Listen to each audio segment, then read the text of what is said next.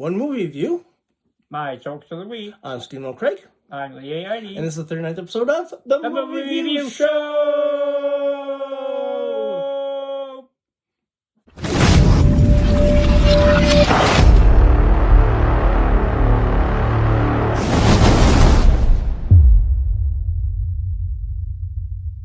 What is the Movie Review Show?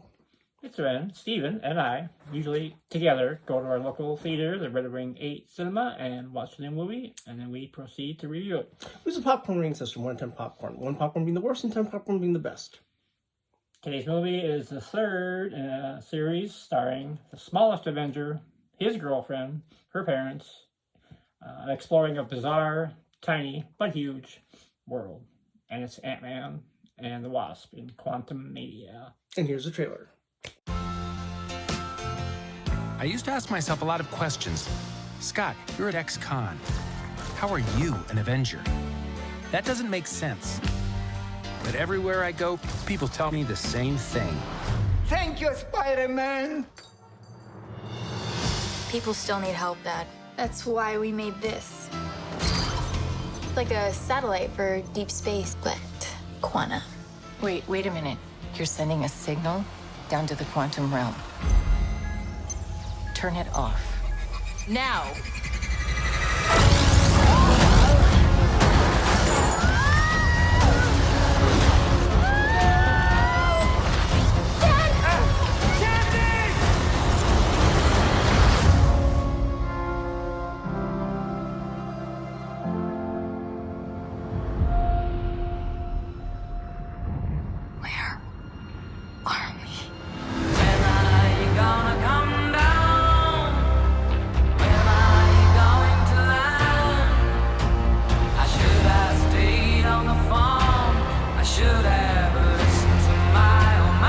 Secret universe beneath ours. What are you so afraid of? There's something I never told you. This place, it isn't what you think.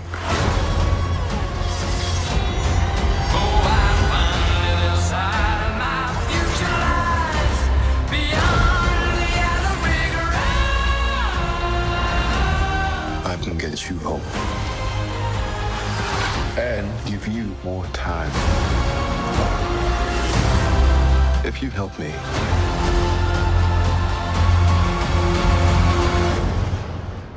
So, what's it gonna be? Ant-Man.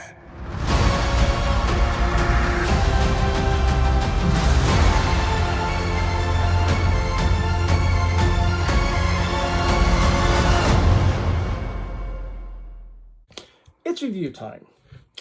Okay, the movie starts off with someone in a brown robe in the quantum realm. It's Janet Van Dyne along with Kang. Yeah, it's kind of cool. Yes, cool special effects.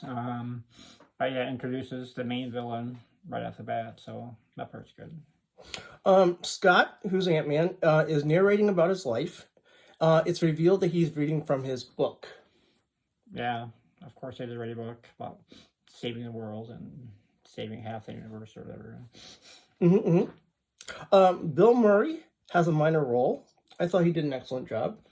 Yeah, he reminds me of his role in Double Tap, or a little more in a cameo, actually, but very well done. Yeah, wish it could have been a bigger role, but can't get too much Bill Murray.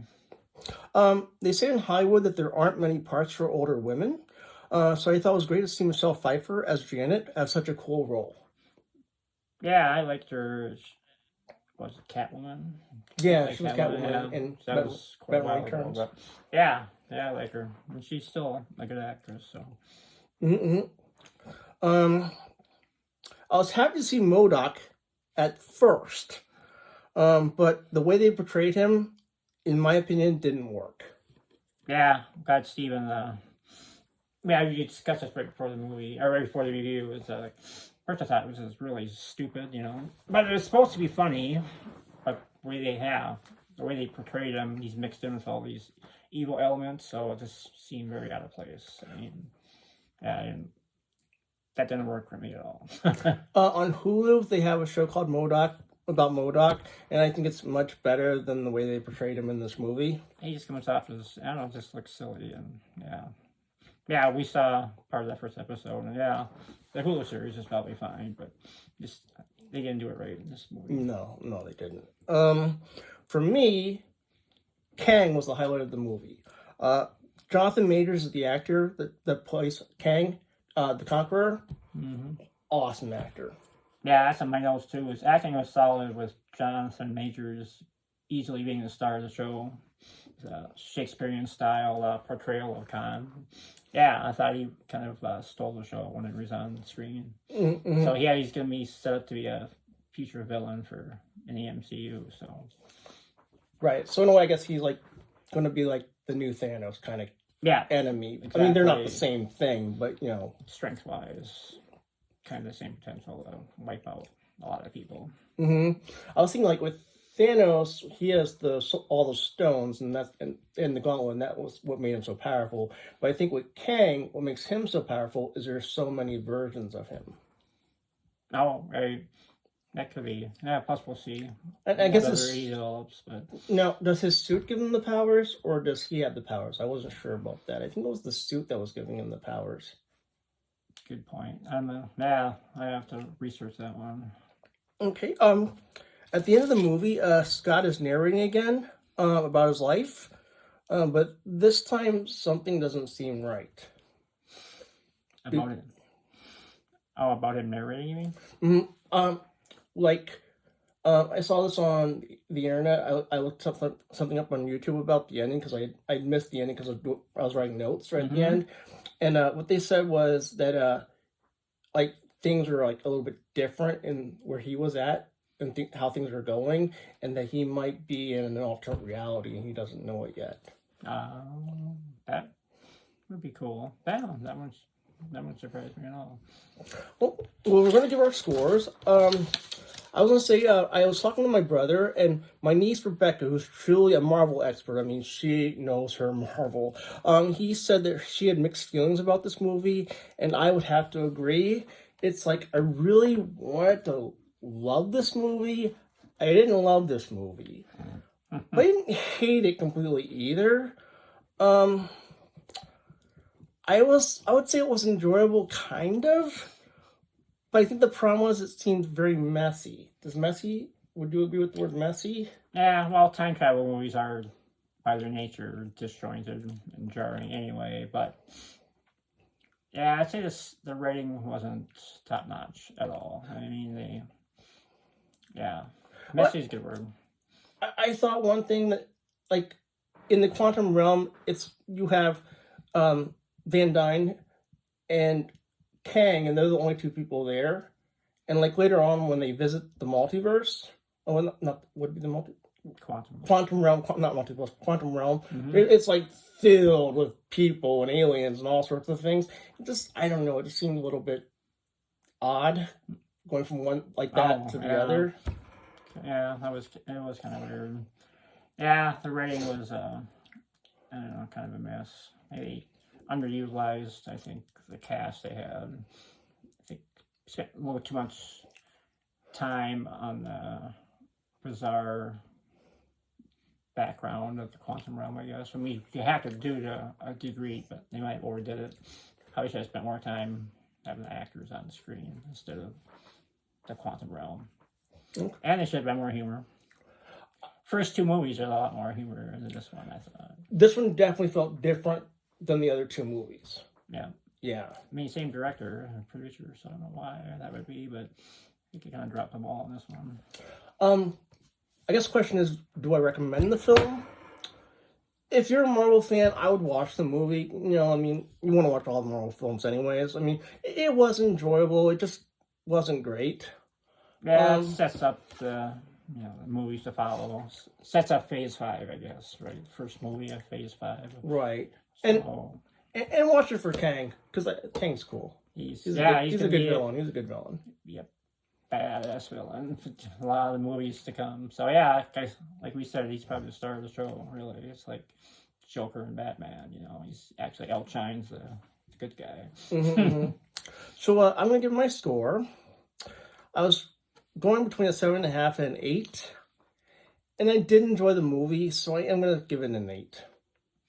It's funny. I started off with an 8 right after I got out of the movie, and every time I kept thinking about the movie, my score went down. So I kept finding things wrong with it.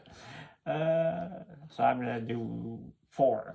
Whoa. Because I was disappointed, because I have higher standards for Marvel, so, someone else would have made this movie. I was, oh, it's great, but Marvel, you have higher expectations, so... Yeah. Disappointing, but I guess if you're a Marvel fanatic, you want to get to see it just because it sets up, the rest of Phase 5. So right. Yeah, the movie in the series is important, I would say, because there are certain things like you're saying they're setting up for Phase 5, so you want to know those things when you watch the other movies. Yep. But just the execution wasn't great. Yeah, they should be executed. So next we're going to show our scores, and then we're going to look up Rotten Tomatoes and Metacritic and see how close their scores are to ours. Okay, we're looking at Rotten Tomatoes. This is going to be very interesting because I gave it an 8 and you gave it a 4, so I'm not sure whose score it's going to be closer to. So, ready? Yep. Here we go. Oh, boy. Oh, boy. Well, the tomato meter is 47%, so close The to your audience score score. is 83. Ooh, the audience score is 83%. That's weird. So exactly one's, same as yours. one's close to yours and one's close to mine. Wow, that's a very big difference, though. I mean, Yeah, not quite as big as ours. Your score was well, that's true. We had a big difference, too. So, yep. interesting. Okay, so next we're going to look up Metacritic. Okay, we're looking at Metacritic. Ooh, the Metascore is 48%, and the user score is 5.9%. So, User score is halfway between ours. yeah. The Metascore is definitely closer to mine. Well, the critics didn't like the movie, and the audience, at least in Rotten Tomatoes, liked the movie. But yeah. Yeah, I figure mostly great percentage of people going to the movie are MCU fanatics, so Yeah. they're kind of predisposed to like it, I guess. I think for the most part, people thought it was okay. Yeah. Yeah. Official kickoff to Phase 5. Yep. Well, next it's time for Lee's Jokes of the Week. Yay! It's the end of the show, which means it's time for Lee's Jokes of the Week. Okay, well, we have 6 quantum physics jokes and 5 ant jokes. So we'll do quantum physics first. I'll warn you, the last couple, you gotta really be kind of a nerd to understand them. But anyway, first one is I have a quantum mechanic who both wrecks and fixes my car at the same time. Number 2, who does maintenance on Ant-Man's van? A quantum mechanic. Actually, similar one. Who fixes the Large Hadrian Collider in Switzerland? A quantum mechanic. I told you this one. What did one proton say to the other? Stop interfering with me.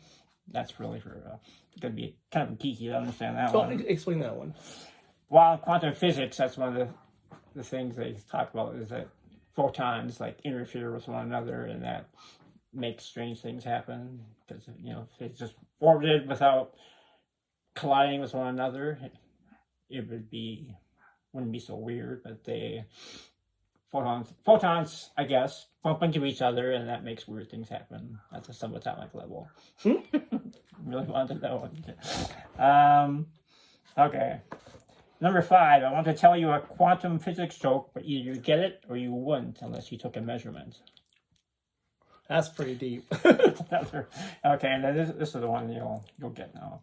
Okay, and the last joke on quantum mechanics is, if you're afraid of quantum mechanics, don't worry. It's going to be fine, man. Feynman? Like Richard Feynman. Like Richard Feynman. Explain who Richard Fine, Feynman is. man. Explain who Richard Feynman is. Oh, he's a guy who, one of the founders of quantum physics, or quantum mechanics, I'm sorry. So, yeah, it's going to be fine, man. Huh? That's a stretch. Okay. You like the ant jokes probably better. Okay. What do you call 2 teenage ants running off to Las Vegas? I don't know. Antelopes. That was cute. What's the largest ant in the world? I don't know. Elephant. How many ants does it take to fill an apartment complex? I don't know. 10 ants. 10 ants. I like that. What do you call an army of 1,000,000 angry ants on a boat? I don't know. An amphibious assault. Amphibious assault. Last ant joke. What did the Pink Panther say after he stepped on an ant? Don't know. Dead ant. Dead Dead ant. ant. Dead Dead ant, ant. Dead ant. Dead ant. That's all we have. Well, remember to like, comment, and subscribe. And as always, we'll be We'll be watching for you.